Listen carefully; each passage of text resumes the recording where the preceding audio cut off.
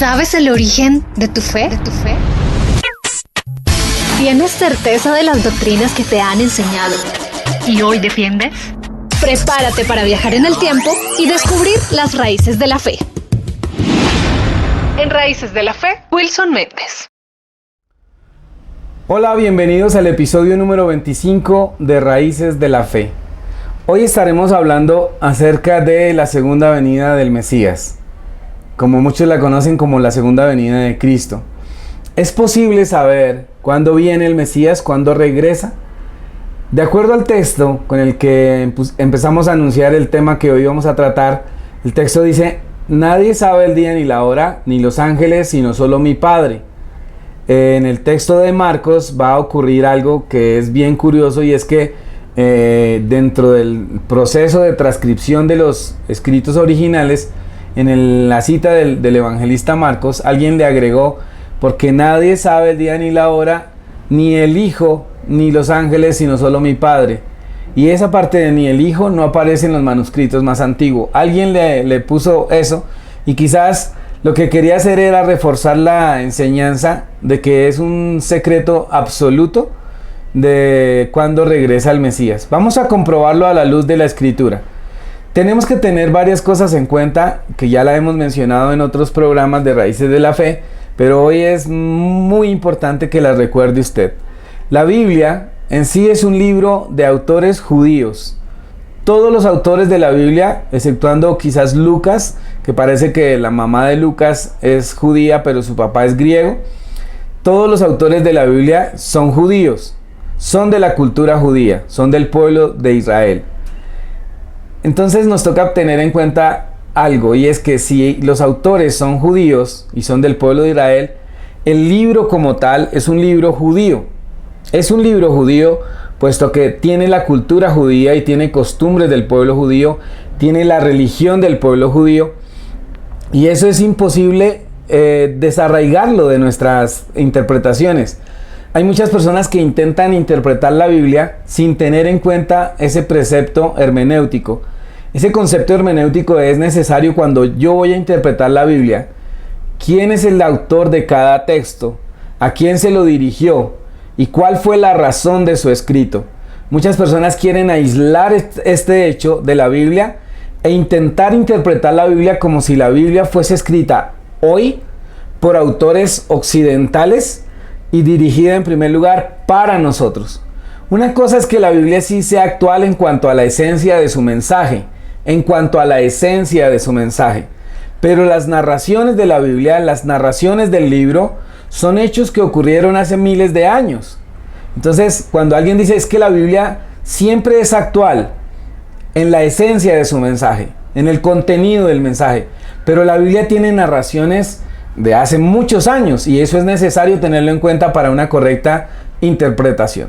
Otro aspecto que es muy importante tener en cuenta son los modismos.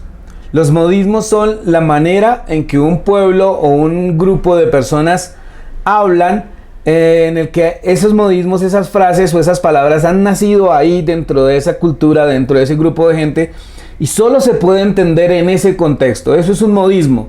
Cada país tiene modismos. De hecho, en cada región de un mismo país hay modismos, y eso se ha ignorado de las escrituras. Hay muchísimas interpretaciones equivocadas porque se ha intentado interpretar un modismo, una frase, una palabra que solo se puede entender en el contexto hebreo, y alguien la quiere interpretar y entender en nuestro contexto y en nuestro tiempo, y es ahí donde surgen muchísimas enseñanzas y muchísimas interpretaciones equivocadas. ¿Qué vamos a hacer hoy? Vamos a mirar el texto y vamos a analizarlo para saber si se puede saber cuándo será el regreso del Mesías. Hace algunos episodios estuvimos hablando acerca de las fiestas del eterno Dios que están descritas en el libro de Levítico capítulo 23. Lo estudiamos y estudiamos las fiestas que se hablan de la fiesta de la primavera y la fiesta del otoño. Bueno, en realidad no las estudiamos, eso es mucho decir. Las nombramos y hablamos algunas cosas de cada una de estas fiestas. Pero este tema es de vital importancia para entender cuándo regresará el Mesías y para saber si es posible saber cuándo regresará el Mesías. Entonces, quisiera que volviéramos a hablar acerca de Levíticos 23. Este libro de Levíticos 23 comenzará diciendo que estas son las celebraciones y estas son las celebraciones de Dios, así dice. Es decir, y esto es un tema con el cual yo siempre me enfatizo a compartirlo, y es que estas fiestas que están narradas acá en el libro de Levítico capítulo 23 no son para nada fiestas judías, porque siempre se dice que son fiestas judías, y cuando uno quiere recordarlas o conmemorarlas, de inmediato se censura de que se está judaizando a la gente. La Biblia dice, y dice así, se lo voy a leer en el libro de Levítico, dice: habló Yahweh a Moisés diciendo, habla a los hijos de Israel y diles, estas son las solemnidades de Yahweh, en las cuales proclamaréis santas convocaciones en los tiempos señalados. Esto es muy importante. Entonces, lo primero, dice Moisés, a Moisés le dicen, hable a los hijos de Israel y dígales esto, que estas son las solemnidades de Yahweh, es decir, son de Él. Él es el que las ha creado. Diferente que el pueblo judío, es el que le ha dado más valor a esas solemnidades. Para nadie es un secreto que en el hemisferio occidental todas estas solemnidades se rechazan, casi todas se rechazan, o se pervierten y se celebran cuando las personas quieren. Para un ejemplo, esa celebración que se llama Pentecostés, que en realidad en el original de Levítico 23 dice la fiesta de Shavuot, así se llama en hebreo, y quiere decir la fiesta de las semanas.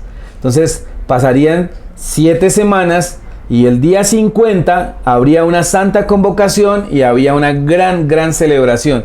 Entonces los traductores del Antiguo Testamento, Tanaj, al griego, en lugar de poner la fiesta de Shavuot, pusieron la fiesta de Pentecostés, porque habla de 50 días después de la fiesta de Pascua.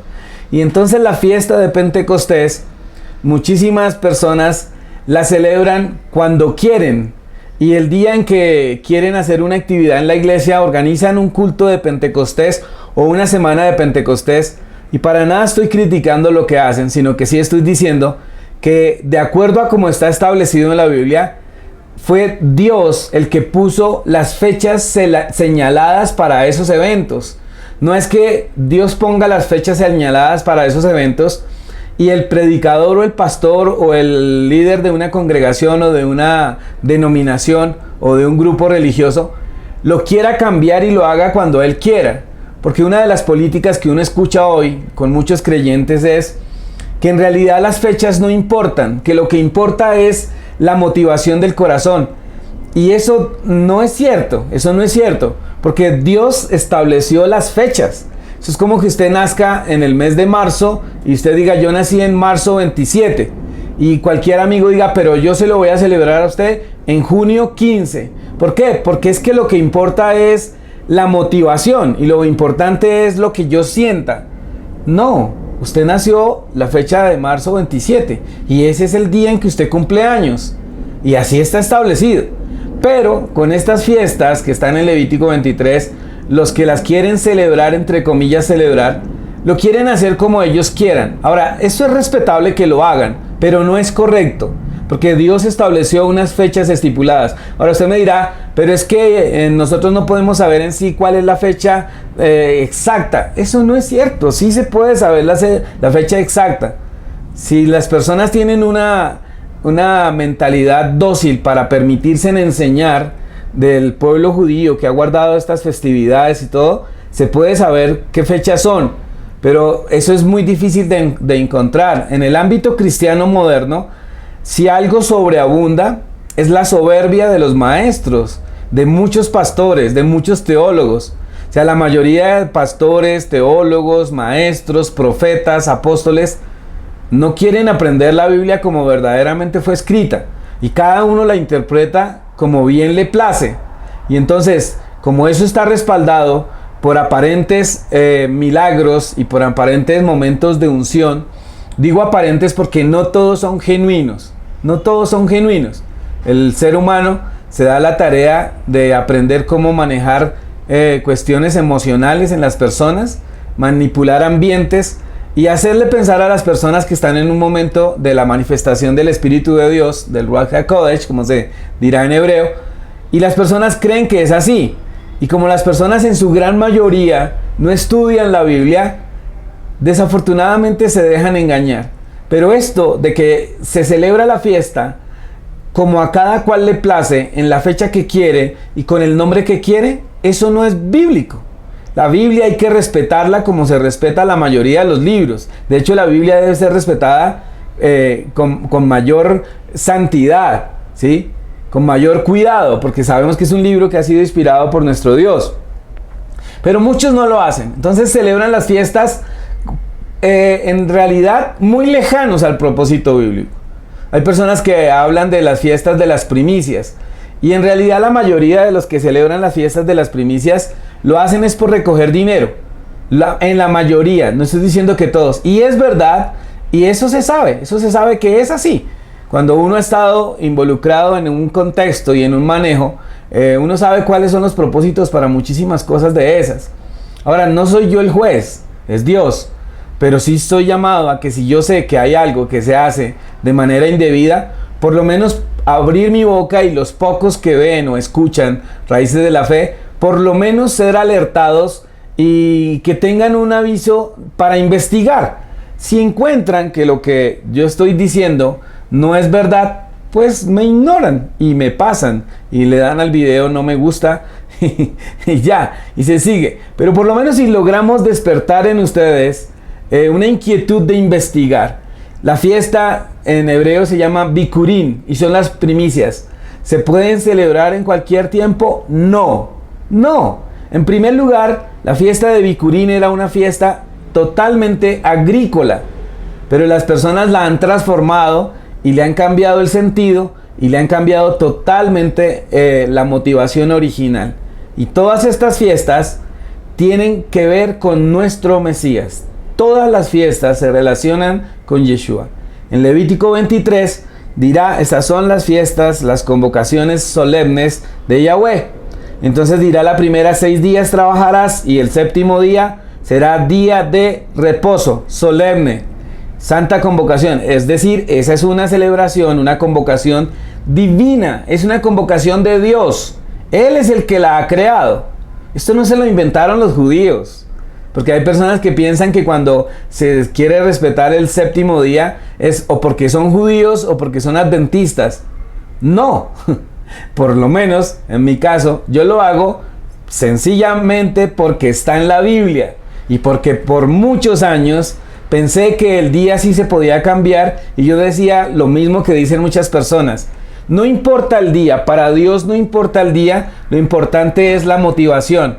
Y luego cuando me estrello y me doy cuenta que Dios sí tiene estipulado un día para cada solemnidad, porque Dios es un Dios de orden. Todo el mundo dice esto, Dios es un Dios de orden, pero cuando les conviene, cuando quieren manipular a su feligresía y cuando quieren hacer algo que la gente lo tenga que hacer por obligación, entonces le dicen a sus creyentes, es que Dios es un Dios de orden para hacer cualquier cosa. Y es verdad, Dios es un Dios de orden. Y es verdad, uno debe obedecer a las autoridades siempre y cuando las autoridades no estén desviadas de la palabra de Dios. Si yo descubro que mis líderes y mis autoridades están manipulando la fe y están manipulando mis creencias, yo no puedo participar de eso. Por algo hay un texto que dice, salid de en medio de ella, pueblo mío. ¿Sí? Y se está refiriendo a un contexto religioso totalmente equivocado. Entonces, como las fiestas bíblicas, las solemnidades de Dios, se han hecho a un lado en la interpretación bíblica, por eso es que nadie sabe el día ni la hora de verdad. Ahora, si se puede saber, pues vamos para allá, si se puede saber el día ni la hora. Pero todas las festividades tienen que ver con el Mesías. Su regreso, ¿por qué no habría de tener que ver con una de las fiestas bíblicas? Entonces, les voy a contar algo. ¿Cuándo nace el Mesías? El Mesías nace en una fiesta de estas fiestas que están acá en Levítico 23, que se llama la fiesta de Sukkot. Así se llama la fiesta en hebreo, Sukkot. ¿Cómo se entiende esa fiesta y cómo se ha traducido? La fiesta de las cabañas o de los tabernáculos. ¿Por qué decimos que el Mesías nació en esta fiesta? Sí se puede saber cuándo nació el Mesías. De hecho, lo vamos a tener acá como un episodio. Quizás el próximo, vamos a ver si lo hablamos en el próximo episodio.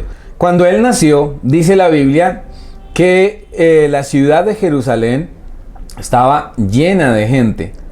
Muchos afirman que fue por el decreto del Imperio Romano que iban a censar a los israelitas.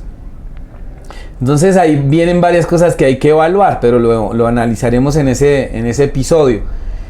La gente no le hacía caso al Imperio Romano, ellos estaban en contra, mucho menos van a viajar. Se supone que en diciembre, cuando en Israel, ¿sí?, es un mes de invierno, el mes que en Israel está en diciembre más o menos se llama el mes de Kislev, y el mes de Kislev es en invierno, y en ese tiempo los caminos no se podían transitar porque hay nieve. Si en la actualidad hay nieve y daña las carreteras y a veces hay que parar y no viajar, imagínense ustedes en ese tiempo. ¿Cómo van a viajar a un censo en una época de invierno? Y hay muchísimas alusiones que nos dejan ver que él no nació en el mes de diciembre. ¿Por qué se habla de que él nació en el mes, en la fiesta de Sukkot? Porque la ciudad de Jerusalén estaba abarrotada de gente, porque hay 3 fiestas en las que todos los judíos deben ir a Jerusalén. La fiesta de Pesach, de Pascua, la fiesta de Shavuot, Pentecostés, y la fiesta de Sukkot, la de los tabernáculos.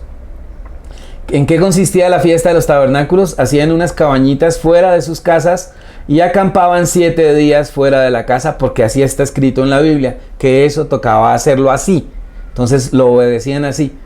Por eso cuando el Mesías nace, en realidad no nace en un pesebre como el típico pesebre navideño, de una vaca, un buey y un burro, ¿sí? Y José y María y el niño ahí, y ese era el pesebre. No, se llamaba una sucá, y el azúcar era una cabaña hecha por fuera. Todos estos indicios nos dejan ver que él nace en la festividad de Sukkot. Ahora, si usted retrocede 9 meses antes, entre septiembre y octubre, cae siempre la festividad de Sukkot en nuestro calendario. En el calendario hebreo el mes se llama el mes de Tisrit, ¿sí?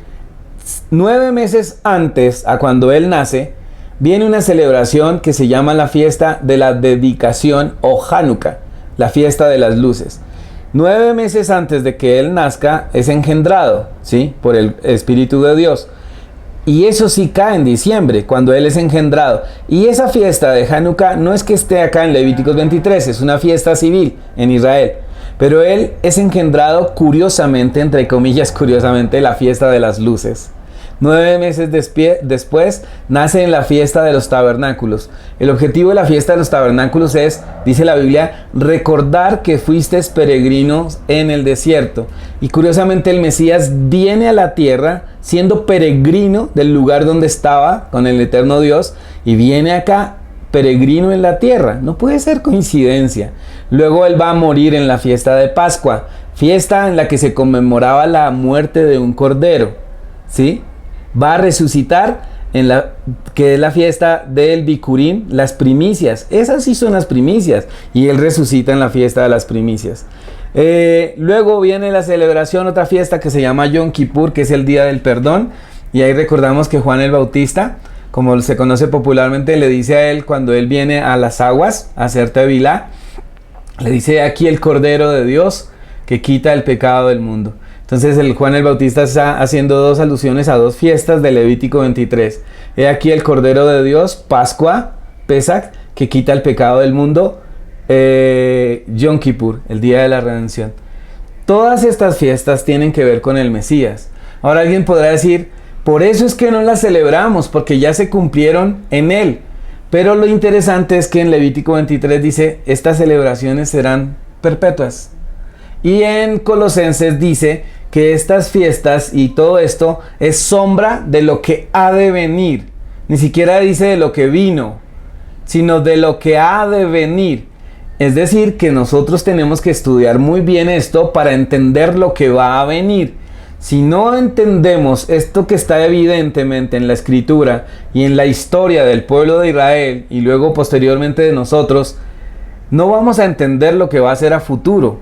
Entonces la mayoría de personas que hoy se la pasan anunciando profecías, que hoy se la pasan anunciando visiones, y sueños que en su gran mayoría no son de Dios y en su gran mayoría son fraudes para sostener a la gente. Vea una cosa que pasa en YouTube. Usted busque cualquier video que habla de eventos futuros, catástrofes, el fin del mundo, profecías del fin del mundo, y tienen millones de personas que los han visto, porque eso es lo que más le gusta a la gente. O sea, a la gente definitivamente le encanta todo lo que sea adivinación y hechicería y ser agoreros y a ver quién les dice que tuvo un sueño, que ya vieron que ya vienen las calles de oro y mar de cristal en el cielo y todo eso. Y eso habría que comprobarlo. Yo no estoy diciendo que todo eso sea falso. En verdad no me queda mucho tiempo para investigar eso. Me gusta más estudiar la escritura. Y a mí me gusta estudiar la escritura entendiendo el pasado, entendiendo el momento en que ocurrió, pero aplicándola al presente.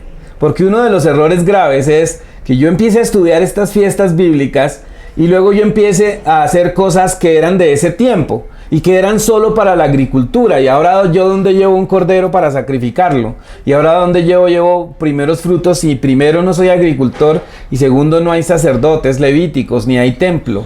Entonces eso también es peligroso.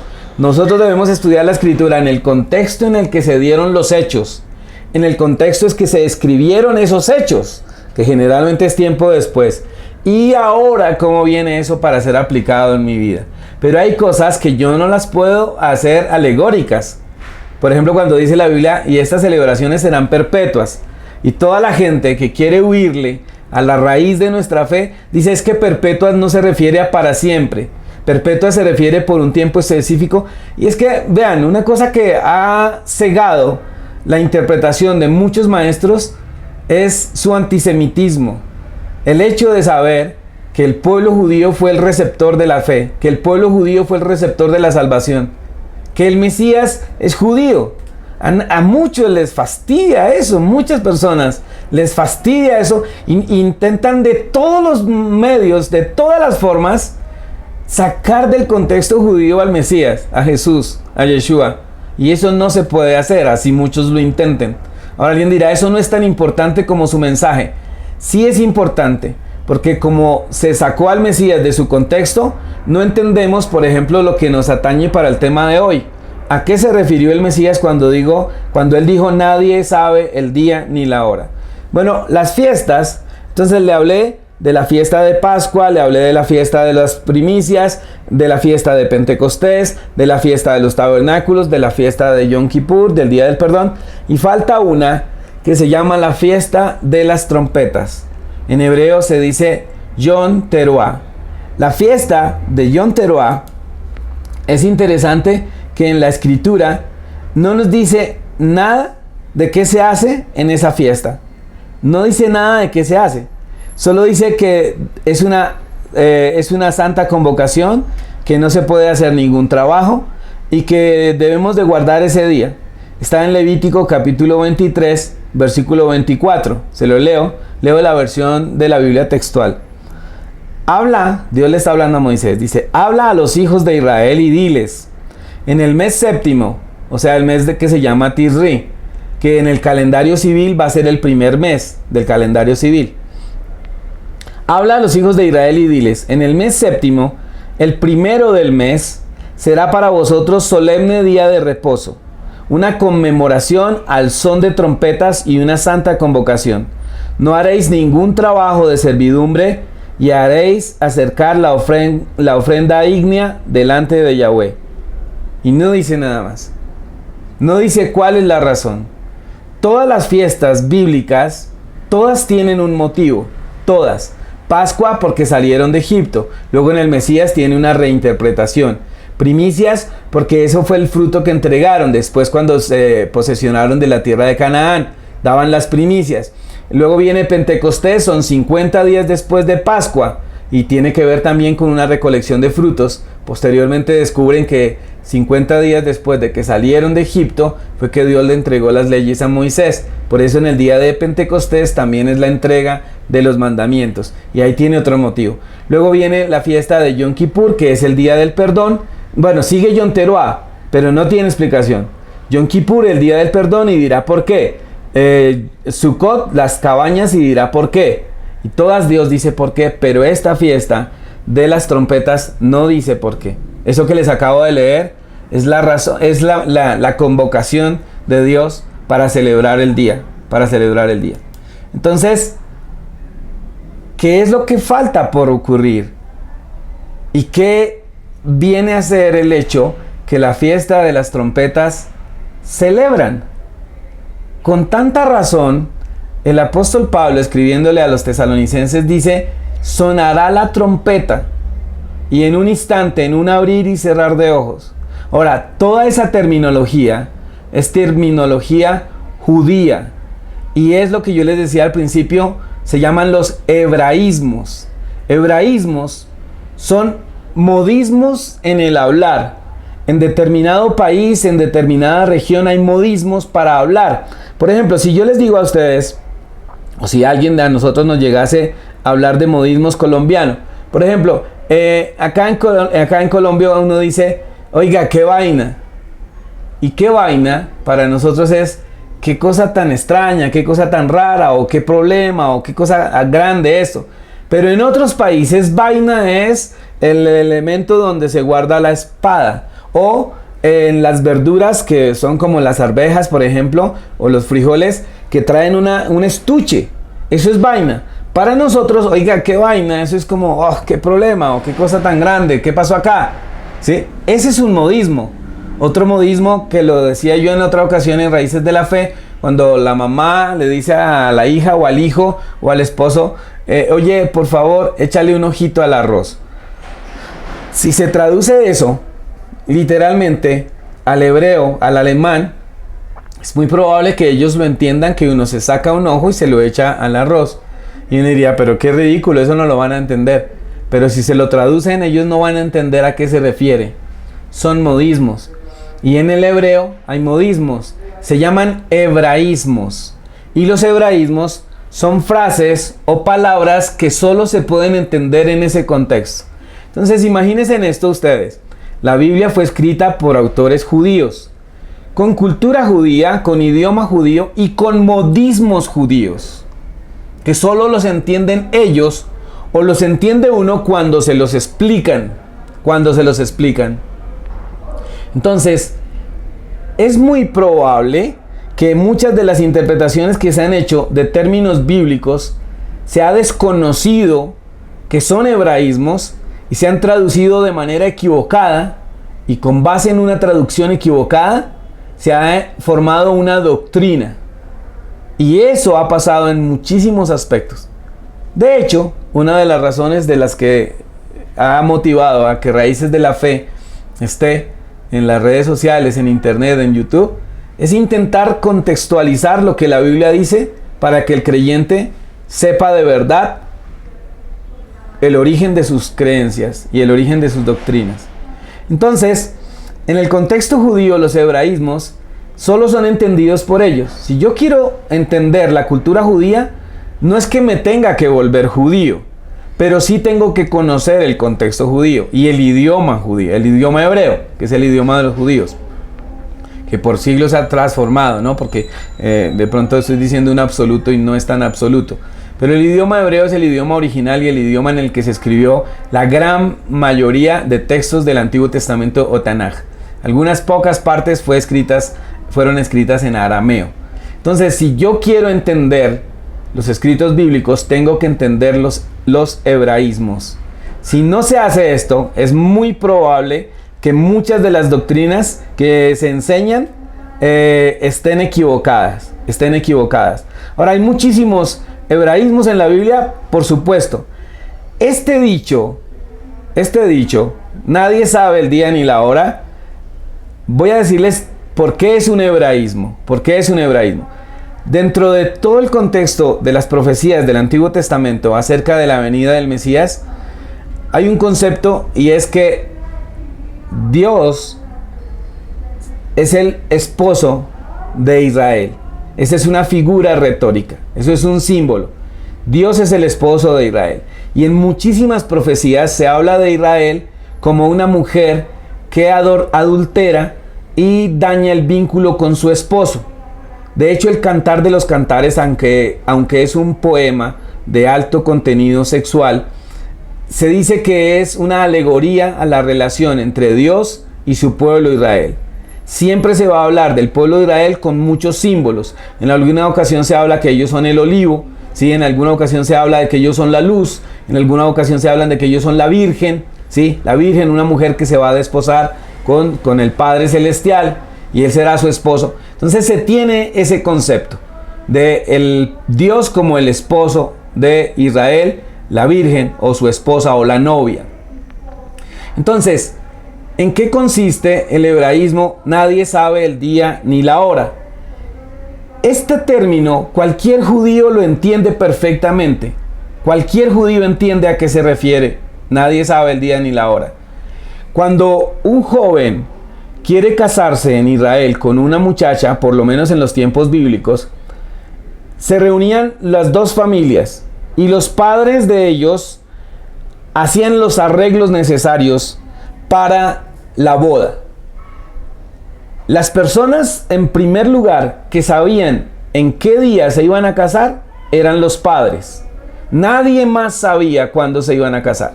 Se generaba la expectativa de que sus hijos se iban a casar, pero solamente faltando pocos días se revelaba el día en el que se iba a casar. Era por darle exclusividad al evento y que no se volviera un acontecimiento popular y conocido por todos. Era darle realce, que todo el mundo estuviera al tanto de que sus hijos se iban a casar, pero solo ellos sabían el día, solo ellos, el padre y sus hijos, los que se van a casar, porque ahora la novia va a ser parte de esta familia y será también la hija, pero solo ellos lo saben.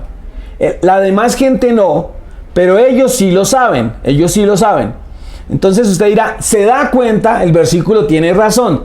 Es verdad, el versículo tiene razón en cuanto al contexto judío. Nadie sabe el día ni la hora. Nadie sabe el día ni la hora. Qué interesante que esta fiesta de Yom Teruah, el día de las trompetas, nadie sabe qué se celebraba, pero estaba anunciado. Está anunciada la fiesta de las trompetas. Debe ocurrir todos los años. ¿Cuándo? El primer día del séptimo mes, del mes de Tisri. Ese día se reúnen, hacen una convocatoria y suenan las trompetas y suenan los shofares, porque así también se hace. Suenan los shofares, esos cuernos de carnero o de otros animales, antílope también se utiliza para hacer sonar eso. Y suena de hecho muy bonito y muy estremecedor. O cornetas.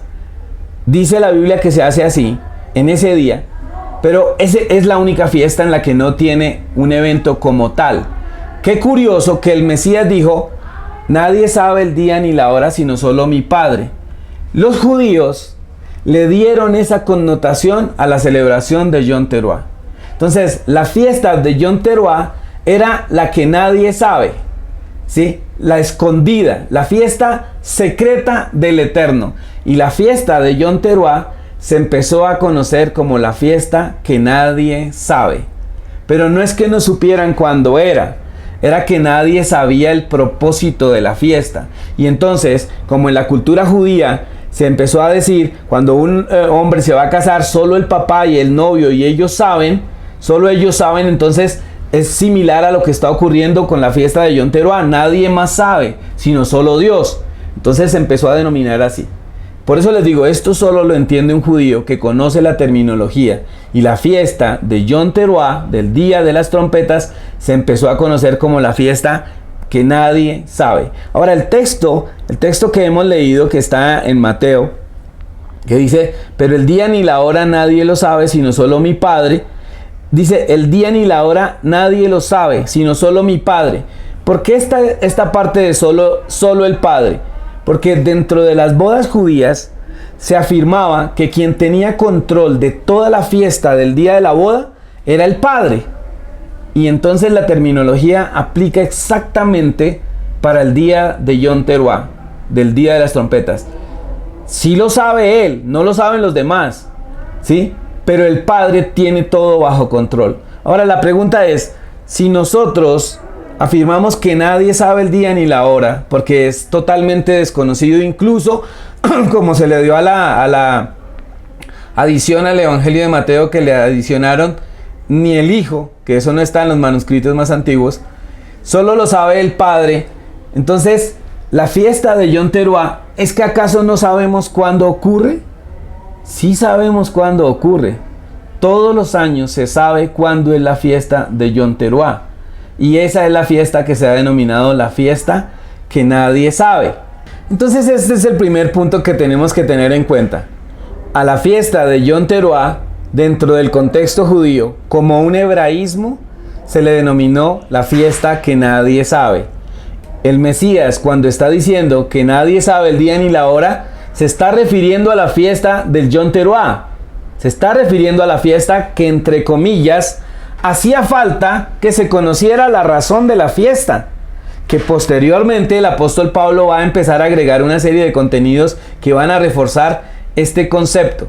Ahora, ¿por qué dijo el Mesías que como ladrón en la noche?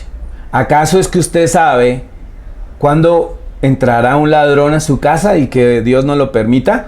Pero si llegase a entrar un ladrón en su casa, usted tendría la fecha indicada que usted diga: yo sé que el ladrón viene el jueves en la noche. Próximo jueves en la noche viene el ladrón. Entonces, cuando dijo el Mesías, y luego ratificado por Pablo, que como ladrón en la noche va a venir él, se refiere de verdad que es absolutamente incierto. Ya les he dado el primer argumento, que es un hebraísmo, en referencia a las bodas, que solo el papá, el novio y la familia más cercana sabían cuándo era. Y se le denominaba a Yom Teruah el día que nadie sabe. Así se llama ese día en hebreo, en el contexto judío. Ahora, ¿qué significa como ladrón en la noche? ¿Qué es lo que pasa? Se refiere literalmente a que nadie sabe cuándo llega el ladrón. He ahí otro hebraísmo. Dice la historia judía, el Talmud. El Talmud es un libro judío que ayuda a explicar y amplía muchísimos mandamientos de los que Dios le dio a Moisés. Después hablaremos del Talmud. En el Talmud se cuentan historias, se hacen narraciones y se discute entre diferentes maestros, incluso de diferentes épocas. En el Talmud hay esta historia, que en el tiempo de cuando estaba el templo en Jerusalén, en las noches habían sacerdotes, habían levitas encargados de que la menorá no se apagara. La menorá es el candelabro que iluminaba en primer lugar el tabernáculo en el desierto, un tabernáculo de 7 brazos, un candelabro de 7 brazos, que está en el lugar santo, adentro del tabernáculo. Luego, cuando Salomón hace su templo, ahí está la menorá o el candelabro. Y ese candelabro debería estar encendido en las noches. Algunos dicen que nunca se apagaba, por algunos textos que se interpretan. Sin embargo, en la noche tiene que estar prendido. El candelabro tiene que estar prendido en la noche. Entonces los levitas se encargaban de que se encendiera ese candelabro y de que no se apagara. Había un alguacil en el templo. Esto que les estoy diciendo yo está registrado en la historia judía. Había un alguacil en el templo que era el encargado de vigilar que la menorá estuviera encendida y que todos los levitas estuvieran a cargo de sus funciones, porque todo tenía que estar bajo control. Si ese alguacil se dormía, venía alguien y le untaba aceite en su ropa, ¿sí? Y lo prendía para que él era una especie de broma de ridiculizar a esta persona. Entonces la persona con su ropa encendida se la tenía que quitar y salía corriendo desnudo, con la ropa apagándola y todo. A esa persona que le encargaban que hiciera eso de encender la ropa del alguacil por dormirse, la empezaron a llamar el ladrón. Y ese ladrón llegaba cuando la persona se estaba durmiendo y le incendiaba la ropa. Usted dirá, bueno, esa historia parece muy traída a los cabellos, pero está registrada. Y a esa persona la llamaban el ladrón que llegaba en la noche. Si esto es un término judío y algo que solo conocen los judíos, esa sería la figura que Yeshua está utilizando para decir como ladrón en la noche, y que Pablo la va a ratificar. Y el concepto es, si la persona se está durmiendo, necesita ser despertada, y eso lo va a hacer el ladrón en la noche, este personaje que le denominaban así para ir y encender al que se estaba durmiendo. Esa es la segunda aclaración que hay que hacer, si es que el día nadie lo sabe, porque dice que como ladrón en la noche. ¿Se refiere al factor sorpresa o se refiere a que la persona se descuidó y se empezó a dormir. Por eso hay otro texto que utilizamos los que creemos que el Mesías sí sabe cuándo va a regresar y los que podemos pensar que sí sabemos cuándo va a regresar. Y es el texto que Pablo dice: levántate de los muertos, despiértate tú que duermes, así dice, despiértate tú que duermes y levántate de los muertos y te alumbrará el Mesías. Es exactamente la misma alusión al levita, al que estaba encargado de esas funciones, que se dormía. Y le dicen: despiértate tú que duermes, levántate de los muertos y te alumbrará el Mesías. Pero como todas las interpretaciones de la Biblia, en su gran mayoría se hacen desde un contexto occidental, olvidando los modismos hebreos. Entonces se dice lo que la persona piensa que significa, y puede ser muy bonito y puede ser muy agradable escucharlo, pero es sacar la Biblia de su contexto. A eso se refiere como ladrón en la noche. A eso se refiere nadie sabe el día ni la hora, porque al día de Yom Teruah lo llamaron el día que nadie sabe, en alusión al papá que tiene organizado y bajo control la boda de su hijo. ¿Se acuerdan de las bodas del Cordero? Esto tiene que ver con eso, las bodas de su hijo, y que él sí sabe el día, y él sí sabe la hora, y sí sabe todo este contexto. Le he dado dos razones por las cuales sí es posible saber el día en el que el Mesías vuelve. La tercera, en el libro de los Hechos, cuando el Mesías va a partir de la tierra, ha resucitado, ha estado 40 días acá, y va a ascender a los cielos. Le preguntan los discípulos en Hechos capítulo 1 y le dicen: Señor, ¿restaurarás a Israel en este tiempo? Ellos le están haciendo una pregunta de tipo político. ¿Restaurarás a Israel es: ¿vamos a derrotar a los romanos en este tiempo? ¿Vamos a ser libres, como dice las profecías, que el Mesías nos va a liberar? ¿Va a ser en este tiempo? Y el Mesías les dice: no toca a vosotros saber los tiempos o las sazones que el Padre puso en una sola potestad. No les toca a ustedes saber los tiempos. Entonces, este es otro texto mal interpretado. Entonces la gente dice, se da cuenta que el Mesías les dijo a ellos que a ellos no les tocaba saber cuándo iba a ser restaurado Israel, pero es que ahí está dando una limitante, y la limitante es: no les toca a ustedes. Ahí dice: no les toca a vosotros, no les toca a ustedes saber los tiempos. A ustedes no les toca, pero como dice a ustedes, implícitamente está diciendo: a otra generación sí le va a tocar saber los tiempos. ¿Y cuál es esa generación? Pues nosotros. Tenga en cuenta usted que muchas de las profecías bíblicas estaban dadas en dos órdenes proféticos: para ese tiempo, para sus discípulos, y para los tiempos finales. Es decir, puede ser para nuestra generación o si viene otra generación. Por eso dice que no les tocaba a ellos, pero no implica que era un secreto. A ellos no les tocaba entender eso. Les va a tocar a otros, les va a tocar a otros. Ahora, otra cuarta referencia que quiero hacer. En primera carta a los tesalonicenses, Pablo les escribe capítulo 5 y les dice: pero acerca de los tiempos y las ocasiones, no tienen necesidad de que os escriba. ¿Qué es esta palabra tiempos? La palabra hebrea que en Levítico 23 fue traducida como fiesta es la palabra moed. Moed es fiesta. También tiene la traducción de acontecimiento. También tiene la traducción de congregación. Tiempo específico. Todo eso significa la palabra moed. Los traductores al español las tradujeron como fiestas. Por eso en Levítico 23, en nuestro contexto, dice: estas son las fiestas del eterno Dios. En el contexto hebreo, en algunas traducciones dice: estas son las solemnidades, o estos son los tiempos, o estas son las estaciones. Son tiempos específicos. Pablo está hablando a una comunidad en Tesalónica que están en una sinagoga y que también entienden las escrituras y que también tienen raíces judías. También conocen ese contexto. Entonces les está diciendo acerca de los tiempos. Entonces ahí en el idioma hebreo debió ir la palabra moed o moedín, que es el plural. Acerca de los moedín, la palabra que fue traducida en Levíticos 23 como fiestas. Podríamos decir, pero acerca de las fiestas y de las ocasiones, no tienen necesidad de que los escriban. ¿Por qué no tienen necesidad de que les escriban?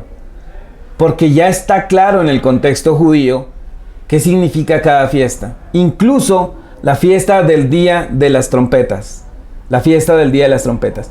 Vea, por alguna razón, y eso se ha malinterpretado de una manera impresionante, todo lo que en el Apocalipsis habla de las trompetas, ¿sí? De los shofares. Y todo esto tiene que ver con la segunda venida del Mesías. ¿Podemos saber nosotros cuándo viene el Mesías? Sí, sí. De acuerdo a todo lo que les he dicho, y esto solo lo estoy hablando muy someramente, porque esto es mucho más profundo, pero quiero hablar someramente de esto por encima. La fiesta, la única fiesta que faltaba por entender cuál era el motivo, era la fiesta del Día de las Trompetas. La fiesta del Día de las Trompetas. Y esa fiesta es en la que el Mesías volverá. No sabemos en la de cuál año, pero sabemos que es en la fiesta de las trompetas. Si todas las demás fiestas se relacionan directamente con el Mesías, ¿cómo no habrá una para relacionar su retorno? De hecho, el pueblo judío que no cree que Yeshua sea el Mesías prometido a Israel, lo están esperando por primera vez. ¿Cuándo cree usted que lo están esperando los judíos? En Yom Teruah, el Día de las Trompetas. ¿Cuándo cree que nosotros deberíamos de esperarlo? El Día de las Trompetas. ¿Y cómo vamos a saber cuándo es el Día de las Trompetas si nos han ocultado ese conocimiento? Si no nos han querido enseñar esto. Si la mayoría de líderes cristianos y teólogos afirman que estas fiestas ya están caducadas y que esto no tiene nada que ver con nosotros. ¿Cómo van a enseñarle al pueblo hoy algo que está en contradicción al decir que el Antiguo Testamento ya está anulado? Que la ley fue anulada. Porque esto son leyes. Las fiestas en Levítico 23 son ordenanzas. Dios ordenó que se celebraran, que se recordaran y que se guardaran. Y si a nosotros nos enseñaron a abominar esto, ¿cómo vamos a aprender el significado de cada fiesta en el Mesías? Porque cada cual la interpreta como le place, como le viene en gana. Porque cada cual se inventa una fiesta como quiere hacerla, ignorando el sentido de la fiesta original, ignorando el sentido de la fiesta ahora en el Mesías. Y más aún, ¿cómo vamos a saber el día y la hora si ni siquiera se nos ha permitido disfrutar de estos eventos que son citas de Dios con su pueblo? Y cuando digo con su pueblo, no estoy hablando solamente del pueblo judío, estoy hablando con todos aquellos que pertenecemos al pueblo de Israel por medio del Mesías, porque por medio de él es que hemos sido adoptados. Entonces, ¿sí sabemos el día y la hora? De pronto, ¿en qué año va a venir el Mesías? No. Pero que sí sabemos que va a ser en la fiesta de Yom Teruah, sí es verdad. Era la única fiesta que faltaba por explicación de nuestro Padre Celestial.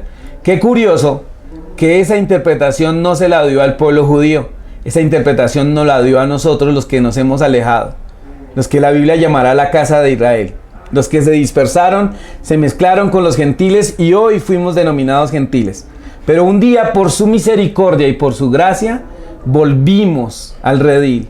Volvimos a la senda antigua. Y es entender la escritura en el sentido original.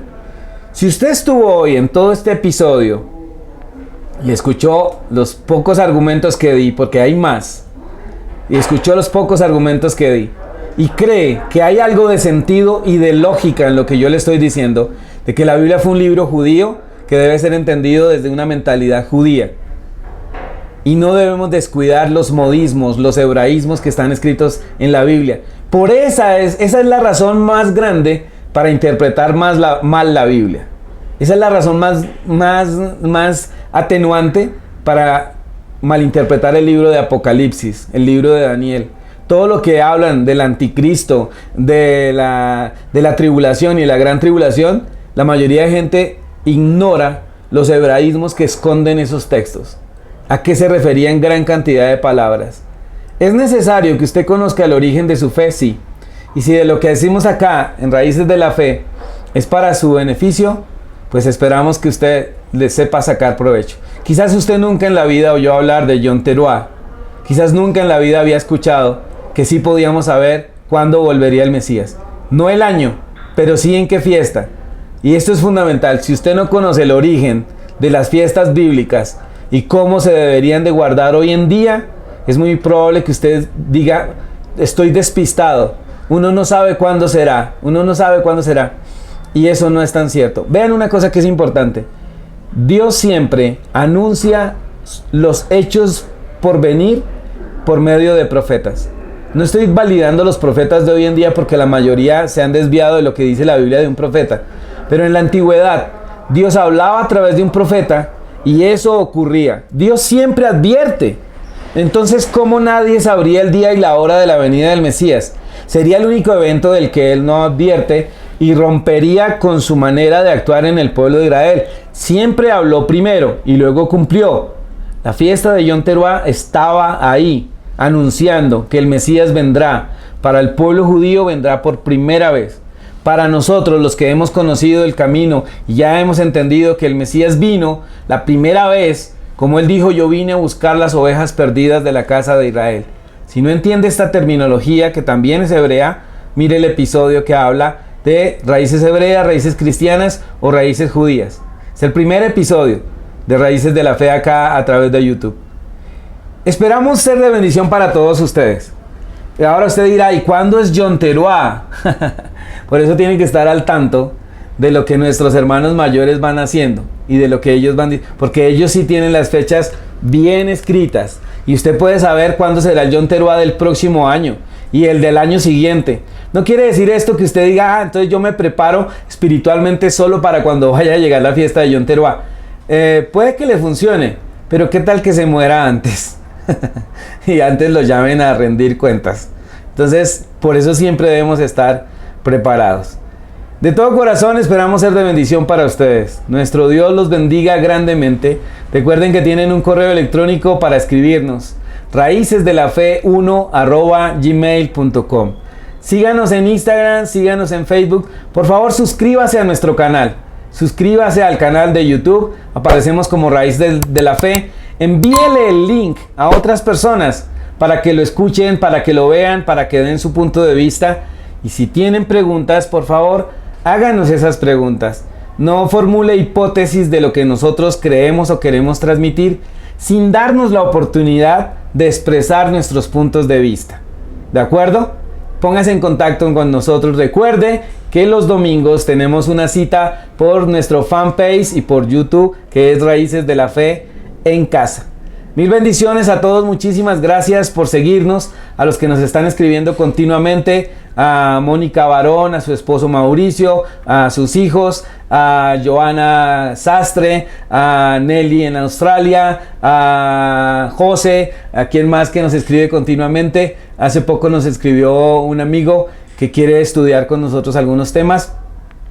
Omar, bendiciones. A todos los que nos escriben, Eduardo Parra también por estar ahí con nosotros, un hombre que estudia mucho la palabra, a Henry Achuri, se me van muchísimos, pero son las personas que nos están escribiendo y pasando esta información a otros, que lo único que quiere hacer es hacer que cada creyente sea un creyente de verdad y sólido.